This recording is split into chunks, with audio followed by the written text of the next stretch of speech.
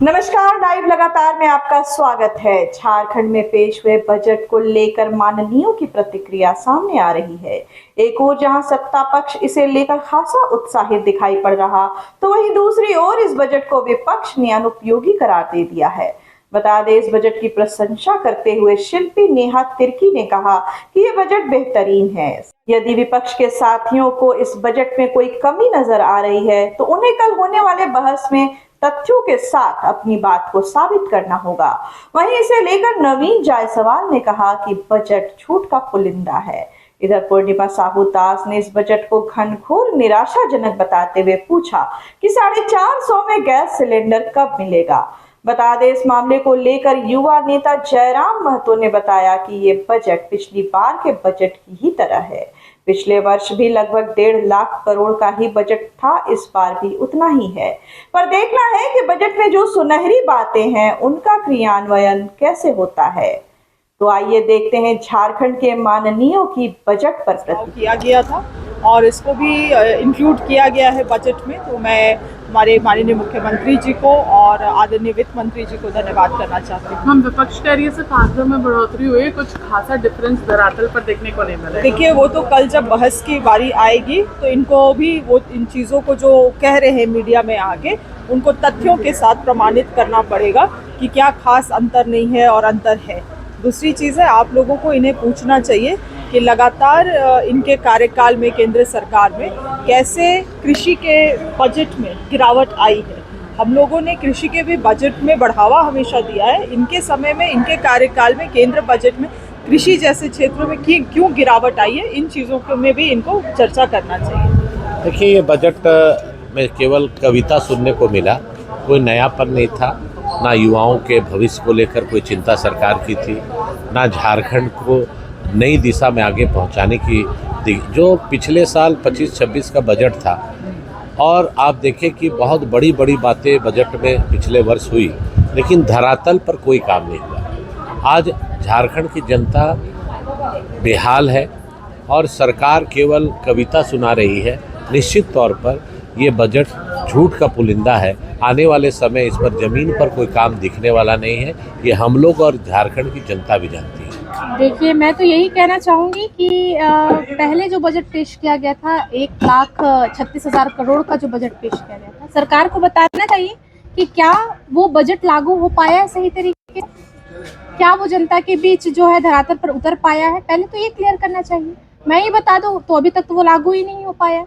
आप और फिर आंकड़े वाला बजट लेकर आते हैं। बजट ऐसा होना चाहिए जो हर एक वर्ग को सशक्त करे, समाज के हर एक वर्ग को सशक्त करने वाला बजट होना चाहिए। सिर्फ आंकड़ों का संतुलन बनाने वाला बजट नहीं होना चाहिए।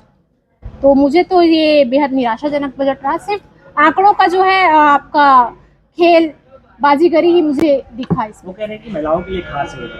मुझे तो नजर नहीं आया। आप अगर महिलाओं के लिए खास से बोल रहे हैं, प्रत्येक महिलाओं को मैया सम्मान योजना की राशि देने का वादा था इनका। 450 रुपए गैस सिलेंडर देने का वादा था इनका। महिलाओं को राज्य के रोजगार में 33% आरक्षण देने का वादा था इनका। क्या ये सभी चीजें धरातल पर उतर सकी? नहीं उतर पाई है अभी तक। तो आपने किया क्या है? आपके माध्यम से, हमारे मीडिया बंधुगणों के माध्यम से ही, अखबारों के माध्यम से ही पता चलता है कि स्वास्थ्य की स्थिति क्या है, आपके शिक्षा की स्थिति क्या है। आप हर एक क्षेत्र में निकल कर देख लीजिए। जब वहाँ बदलाव ही नहीं आया तो ये आंकड़ों की बाजीगरी न तो हुई। जी निसंदेह, पिछले बार का भी बजट लगभग ज़्यादा 9-10% का ही इजाफा हुआ इस बार के बजट में। 25-26 वित्तीय वर्ष का बजट था 1,45,000 करोड़ का। इस बार 1,58,000 करोड़ के आसपास का मूल बजट है।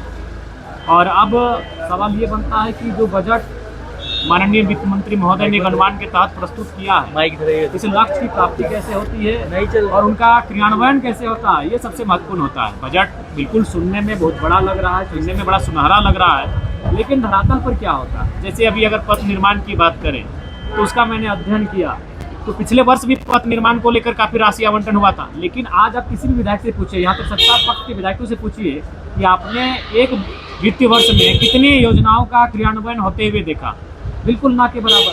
तो बजट की सार्थकता तभी है जब उस बजट को ग्रहण किया जाएगा। और दूसरी बात, उसमें उचित धरातल जाकर उसका खर्च होगा।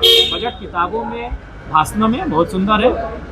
मंत्री जी, बजट में धनबाद, गिरिडीह और खूंटी में सदर हॉस्पिटल को पीपीपी मोड पर डेवलप करने की बात हुई है। ये अब कैसे, मतलब प्राइवेट? ये तो कुछ छोड़ दीजिए, मेरे बजट में मैं भी तो घोषणा करूंगा ना।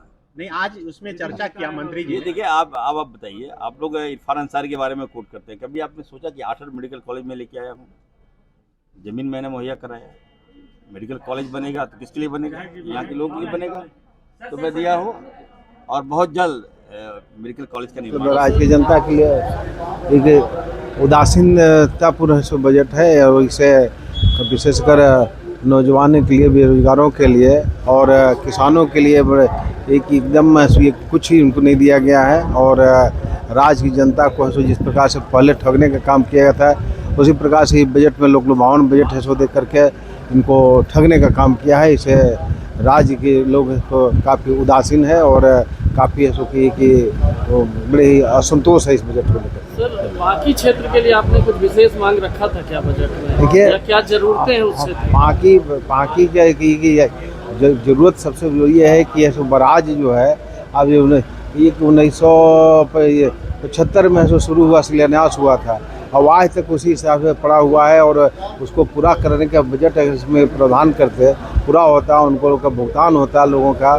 तो निश्चित रूप से कहिए कि पांकी विधानसभा के साथ साथ पलामू जिला और राज्य के औरंगाबाद वगैरह के सटा हुआ इलाका जो है, तो उसको भी ऐसा हर खेतों में पानी मिलता है और ऐसा कि किसी क्षेत्र में क्रांति होती है, लेकिन इस पर कोई ध्यान नहीं दिया गया और लोगों को ऐसा कहीं कि बेवकूफ़ बना दिया गया। लाइव लगातार के वीडियो को लाइक करें, सब्सक्राइब करें।